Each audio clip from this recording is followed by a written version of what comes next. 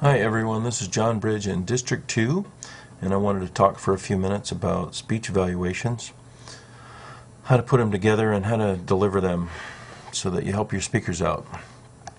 So I'm going to touch on a few things. What is the sandwich method or the sandwich evaluation? What's an easy way to quickly assemble a great evaluation? And also, what are some tips on getting it delivered in a good way to where not only your speaker feels like it was really good, but also the audience is listening to you. So first, let's talk a little bit about the sandwich evaluation. You hear about the buns and the meat and all that, but let's look at some examples of what might be a good evaluation and what would be some not so good evaluations. So I'm just going to talk about these for a moment. This sandwich here looks like it has some good positive buns on it, but as you can see, it's got a little too much meat, looks like barbecue pork, and it's spewing all over the place. So this evaluator, whoever they may be, started out really good in the beginning, got started on some constructive criticism or points to improve, and they basically just got so carried away that their bottom bun got destroyed and their whole evaluation fell apart. This sandwich looks pretty good. Got a good top and a bottom bun, some vegetables, and a little bit of meat in the middle. Very nice. This one's a little thick. Got too many things going on in there. Need to remove about 2/3 of this and shrink it down. Now, I'm sure some of you experienced Toastmasters have witnessed or experienced someone giving one of these evaluations over here, and maybe it was even yourself. I think I've done a couple of those a long time ago.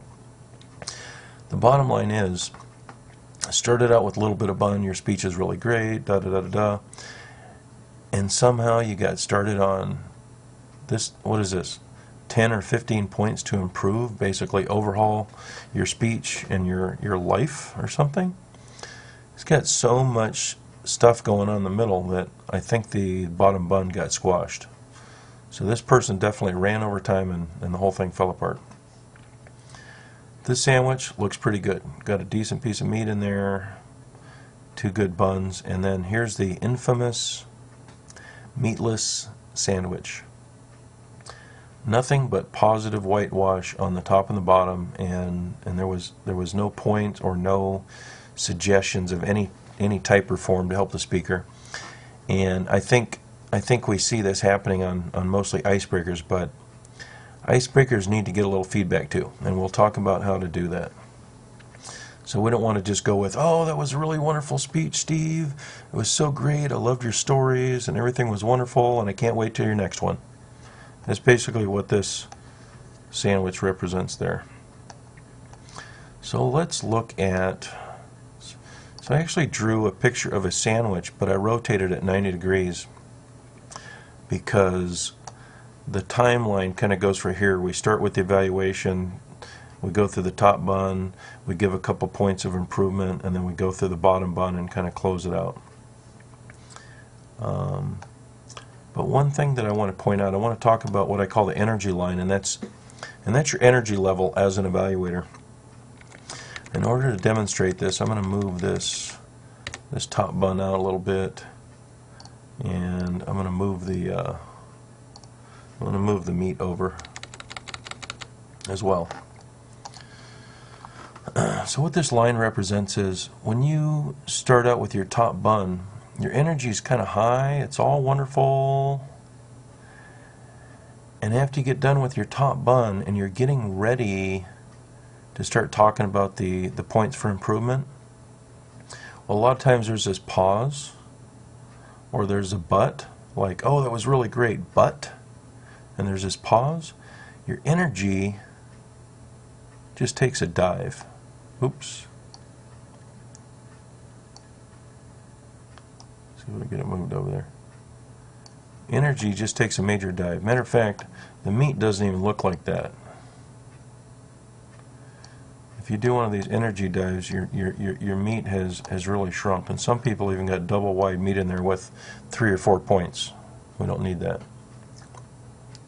And I'm going to talk a little more about this dive in a moment. But whenever you pause or say, but the one thing is, or the word but, and your voice drops in tone and energy, that's where this energy dive takes place. The audience and the speaker are just like, oh no, here it comes. Well, you want to learn how to not do that. Let me stick this back up here. Basically, you want to get about 2 points in your meat, and you want the energy of the meat to match the top of the energy of the bun without taking that dive. And I'll move this bun back over also. And you don't want a big long time gap there. You almost want it touching. Same way with this.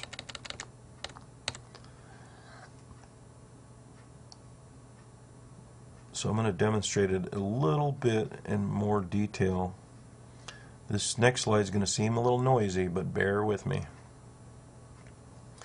So I've divided the top bun up into 3 pieces, and we'll go through those 1, 2, 3. The meat area into 2 pieces representing 2 items or 2 points, and the bottom bun into 2 pieces. And I'll show you how we avoid getting this big old drop in energy down when I demonstrate that in just a moment.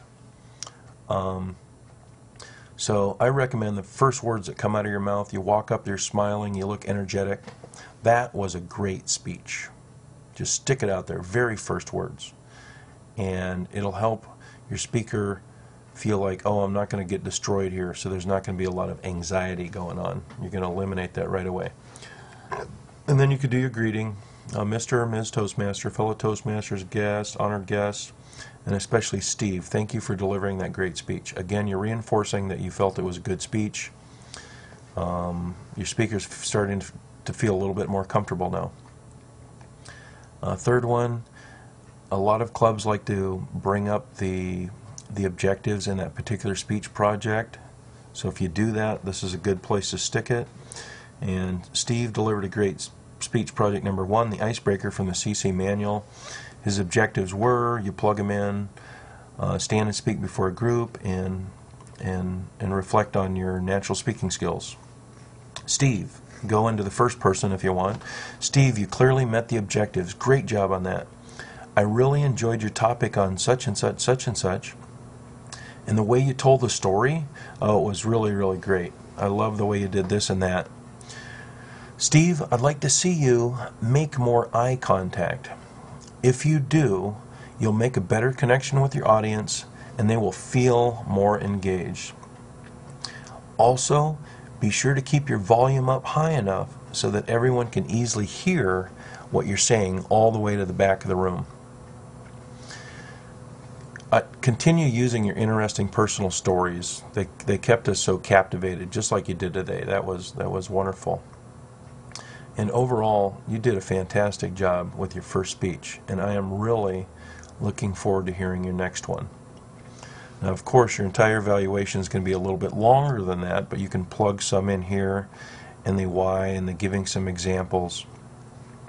But did you notice that when I went from this part here, number 3, which represents the last part of the top bun, and I went into the 2 points, that I didn't really hesitate, and my voice tone and my energy didn't drop all of a sudden and get really low?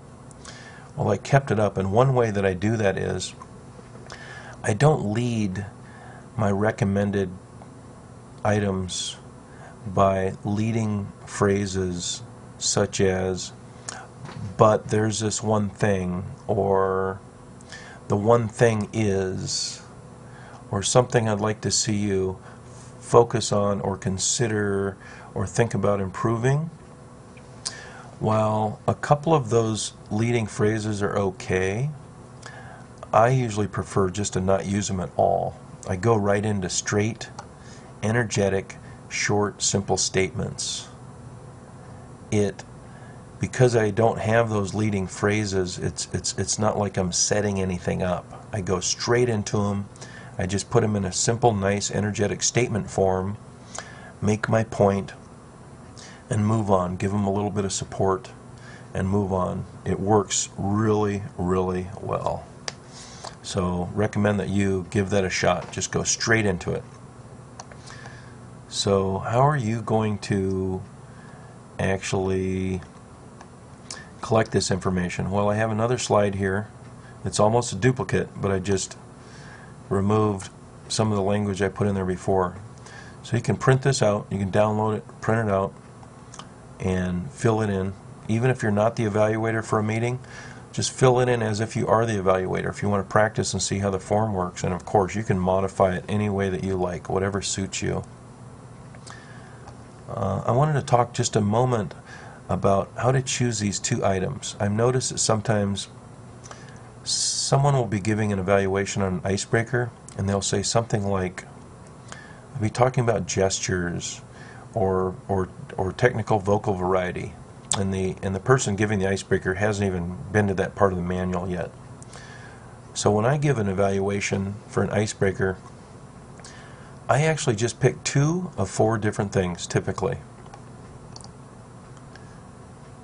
And those 4 things that I usually look at for icebreakers are eye contact, volume, meaning do they have enough volume to get to the back of the room, could everyone hear them, if they were relaxed, and maybe pauses.